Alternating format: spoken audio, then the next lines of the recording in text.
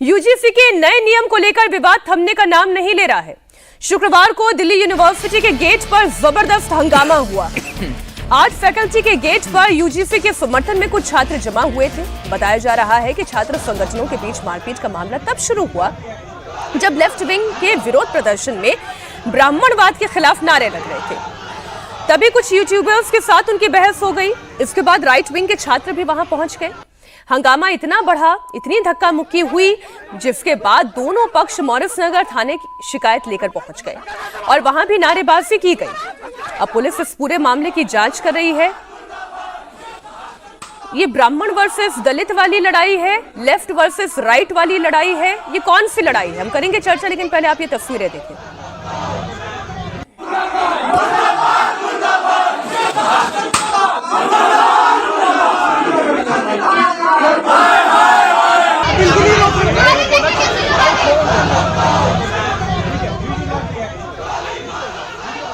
ये तो पहले से ही अजीत जी समझ में आ रहा था, जिस तरीके से यूजीसी के नए नियमों का विरोध हुआ था और इसमें जो forward class, so called forward class है, वो खड़े हो गए थे कि ये आप ऐसे कानून क्यों लेकर आ रहे हैं। फिर जब सुप्रीम कोर्ट ने इसके ऊपर रोक लगाई तो जितने बैकवर्ड क्लास के नेता हैं, दलित नेता हैं, वो ये कहने लगे अब हम बताएंगे, अब ये लड़ाई हम दिखाएंगे कि क्या होती है। जब 90% ओबीसी सड़क पर आ जाता है, 90% दलित, एससी, एसटी, ओबीसी सड़क पर आ जाता है, तो फिर क्या होता है?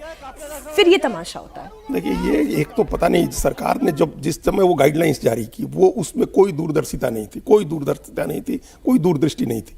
वो नहीं जारी होना चाहिए था। एकदम सही टिप्पणी करते हुए सुप्रीम कोर्ट ने उसको रोका, कहा कि ये सामाजिक विद्वेष फैलाने वाला है। कोई बात ही नहीं सुनी सुप्रीम कोर्ट ने, उसको रोक दिया। तो जाहिर है कि ये उसमें कहीं ना कहीं खामी थी। इसके बावजूद आप देखिए, यूजीसी के सामने इतना बड़ा प्रदर्शन हुआ, बहुत बड़ा प्रदर्शन किया। जो जनरल कास्ट के लोगों ने प्रदर्शन किया यूजीसी के सामने, बनारस में प्रदर्शन हुए, प्रयागराज में प्रदर्शन हुए, नारेबाजी हुई। कहीं इस तरह की हिंसा या किसी दूसरे को खोज करके कि जो हमारी तरह नहीं है उस पर हम हमला करें या उसको प्रताड़ित करें, ऐसी कोई चीज नहीं हुई थी।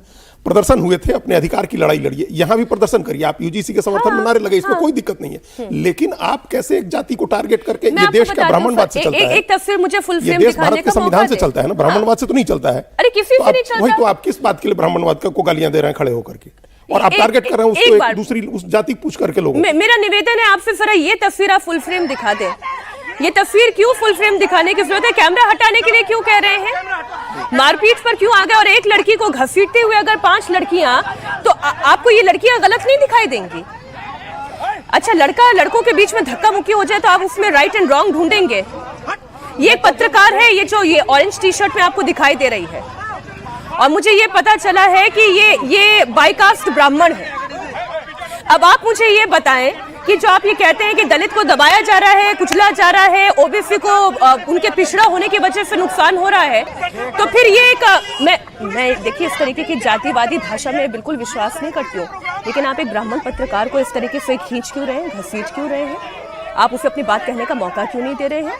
अभिव्यक्ति की स्वतंत्रता केवल एससी, एसटी, ओबीसी के लिए है क्या? जनरल कैटेगरी के लिए अभिव्यक्ति की स्वतंत्रता नहीं है? राहुल जी, केवल 10 सेकंड का छोटा सा। देखिए, राजनीति की शुरुआत जो है वो मतलब बीजेपी और उसकी सरकार नहीं करती। अब उन्होंने मौका दिया है तो सब जो है वहाँ पे राजनीतिक रोटियां सेकना चाहते हैं। बीजेपी जो है बड़े अच्छे से ओबीसी समाज को अपने साथ ले आई थी, बाकी समाजों को अपने साथ जोड़ रही थी, एक जो हिंदू समाज है उसको एक साथ लेके आई थी। अब ऐसी कंट्रोवर्सी में दूसरे तो आएंगे ही। जनरल कैटेगरी को भी आपने अपने से दूर किया? नहीं, आप आएंगे ही ना दूसरे। अगर मेरे को मौका मिलेगा राजनीति के तौर पर तो मैं तो कहूंगा ना कि चलो तोड़ो इनके ओबीसी के सारे वोट्स। ये तो वही राजनीति हो रही है, यही नहीं हो रही। जम्मू में भी आपने देखा, वहां पे जाति पूछ करके पीटा जा रहा है, मारा जा रहा है। ये अभिव्यक्ति की स्वतंत्रता, वही आप जाति पूछ करके मार रहे हैं, जाति पूछ करके मार रहे हैं।